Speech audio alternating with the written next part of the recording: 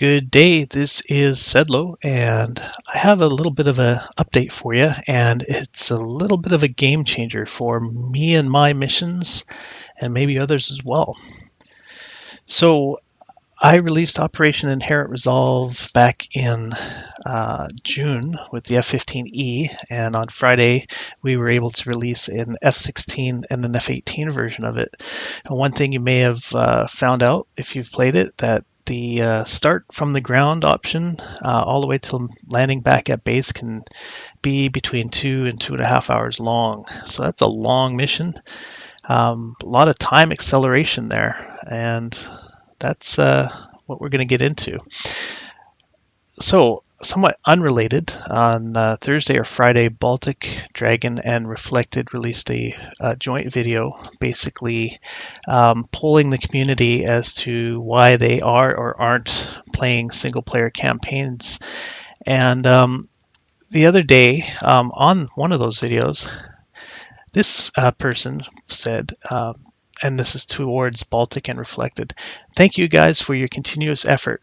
Save games would be the game changer for single player campaigns, though." And you know what? I agree. I would love to see that in the DCS core game, but we don't have it.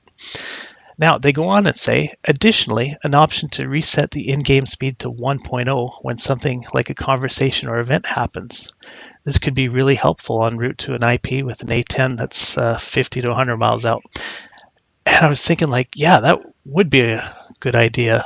In fact, that's a really great idea. I wonder if that can be done. And so I went into the mission editor, and lo and behold, you can do that. So yeah, so you're tooling around, you're doing a long transit, and normally you'd just accelerate time, and you'd hover your hand over the keyboard, and if you heard like little chipmunks talking on the radio at 10 times the speed, you'd quickly go back to 1.0, and you'd probably miss the conversation or most of it, and it's kind of frustrating. Now what I've incorporated into Inherent Resolve missions, and I will be retrofitting to my other missions, is that will happen automatically when a conversation that's directed towards you happens, or a mission event that's important. The sim will automatically drop to 1x, so normal time, and you will hear that radio transmission, or see that missile launch, or whatever the event may be. If you are curious, it's a fairly simple thing. In the mission editor, you under the actions at whatever trigger it is, say set command number 246, and that will set the game to 1.0 speed. So for you mission makers out there, you can do that. I've done it. It's incorporated into version 1.25 and higher of the Operation Inherent Resolve campaign. And it will get into things like Bold Cheetah and my Red Flag campaigns as well as time goes on. Now, how does that work, you might say? Well, let's show you. So how does that work in game? Well, we just left the tanker. We're heading towards our target area. I'm going to accelerate time and leave it, and it'll skip through some non-essential conversations. As soon as something that's pertinent to the player happens, it will drop back down to regular time.